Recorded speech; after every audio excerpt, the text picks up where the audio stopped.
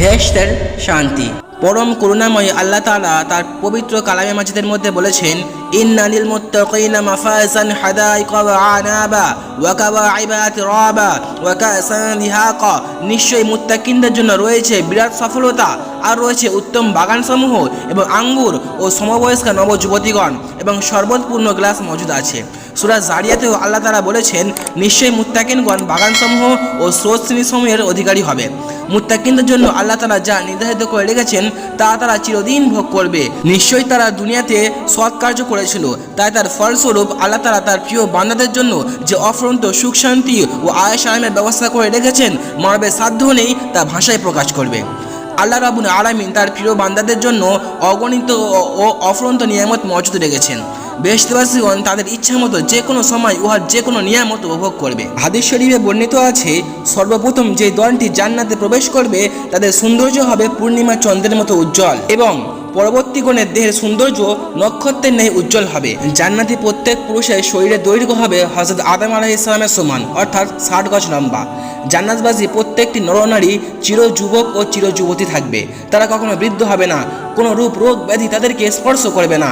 তারা দুনিয়াতে যে কোনো বয়সে মৃত্যুবরণ করুক না কেন, বেহেশতে প্রবেশকালে তাদের প্রত্যেকেরই 33 বছরের বয়স যুবক এবং 16 বছর বয়স যুবতীতে পরিণত করে দেওয়া হবে এবং তারা এইভাবেই অনন্তকাল থাকবে। এর কারণ এই যে নরনারী জীবনকে পূর্ণরূপে উপভোগ করার সময়টাই হলো পুরুষের জন্য 33 বছর এবং স্ত্রী লোকের জন্য 16 বছর। জান্নাতবাসীদের নিদ্রার কোনো প্রয়োজন হবে না। তারা স্ত্রী অথবা হুরেদের সহিত সঙ্গম করার উদ্দেশ্যে পর্দাকৃত কক্ষে প্রবেশ করবে। সেখানে তারা ইচ্ছামতো আপন বিবাহিত স্ত্রী ও হুরেদের সহিত সহবাস করবে। একটানা 70 বার সহবাস করলেও তাদের বীর্য ও সঙ্গমের সুখের বিন্দু মাত্র কম হবে না। প্রত্যেকবার সহবাস সমাপ্ত করার সাথে সাথেই তারা আগের মতোই, তারা পূর্বের মতোই সক্ষম ও সক্রিয় হয়ে উঠবে। স্ত্রীলোকগণ এবং হুরগণও প্রত্যেকবার সহবাসের সময় তাদের স্বামীগণ অনুভব করবে যে তার এই স্ত্রীর সহিত আদিও সঙ্গম করা হয়নি, এটাই তার সহিত প্রথম সঙ্গম। জান্নাতি পুরুষ ও স্ত্রী লোকদের সঙ্গমে বীর্যপাত হবে না, অথচ বীর্যপাতের অনুরূপ উত্তেজনা ও আনন্দ অনুভব করবে। সহবাসের শেষে তাদের গোসল করার প্রয়োজন হবে না, যেহেতু সঙ্গমে শরীর নাপাক হবে না, কেননা বেহেশতে কোনো প্রকার অপবিত্র স্থান নেই। সহবাসের শেষে পুরুষ ও স্ত্রী উভয়ের দেহ হতে সামান্য ঘাম নির্গত হবে। উক্ত ঘামে মেশক ও জাফরানের সুগন্ধি থাকবে। সহবাসে স্ত্রীলোকের গর্ভ হবে না এবং স্ত্রীলোকগণ হায়েস ও নেফাস হতে পবিত্র থাকবে। জান্নাতবাসী পুরুষগণের দুনিয়ার বিবাহিতা স্ত্রী যদি জান্নাতবাসিনী হয়ে থাকে, তবে সে তার নিজের বিবাহিতা স্ত্রীকেই পত্নী রূপে লাভ করবে। আর যদি তার স্ত্রী দোজখবাসিনী হয়ে থাকে, তবে অন্য একজন স্ত্রীলোকের সহিত তার বিবাহ দেওয়া হবে।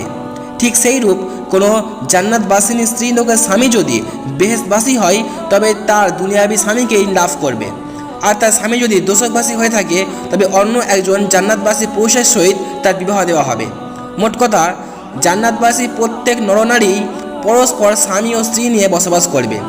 তদুপরি প্রত্যেক পুরুষকে অতিরিক্ত স্ত্রী হিসেবে আরও 70 জন করে হুর দেওয়া হবে। দুনিয়াতে কোনো পুরুষের যদি একাধিক স্ত্রী থাকে আর যদি সবাই বেহেশতবাসিনী হয়, তবে সেই পুরুষ তার সবকটা স্ত্রীগুলোকেই স্ত্রী হিসেবে লাভ করবে। আর যদি কোনো স্ত্রী লোকের একাধিক স্বামী থাকে, তারা সবাই যদি বেহেশতবাসী হয়, তবে দুনিয়াতে যার সহিত অধিক মহাব্বত ছিল সে তাকেই পাবে। জান্নাতবাসী পুরুষের গোঁফদাড়ি থাকবে না ও শরীরে লোম থাকবে না, তাদের চক্ষুদায় সর্বদা সুরমায় মলিত থাকবে, আর তাদের পোশাক পরিচ্ছন্ন কখনো ময়লা বা ছিন্ন হবে না। বেহেশতবাসী পুরুষগণ আপন আপন বিবাহিত স্ত্রী ব্যতীত প্রত্যেক 70 জন করে হুর পাবে। এই সকল হুরের দেহের সৌন্দর্য এত অধিক হবে যে দুনিয়ার কোনো মানুষ সেরূপ সৌন্দর্য চোখে তো দূরের কথা, কানেও শোনেনি আর কল্পনাও করতে পারেনি। তাদের দেহের চামড়া ও মাংস কাঁচের মতো স্বচ্ছ ও পূর্ণিমা চন্দ্রের ন্যায় উজ্জ্বল হবে, যার ফলে তাদের দেহের ভেতরের হাড়গুলিও স্পর্শ দেখা যাবে। এ সম্পর্কে আল্লাহ তাআলা পবিত্র কোরআনে সূরা ওয়াকিয়ায় বলেছেন, আমি ওই সকল রমণীকে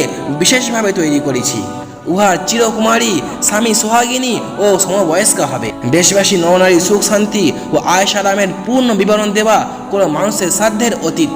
কোনো প্রকারের ভাবনা চিন্তা, শোক, দুঃখ, কষ্ট ও বার্ধক্য তাদেরকে স্পর্শ করবে না।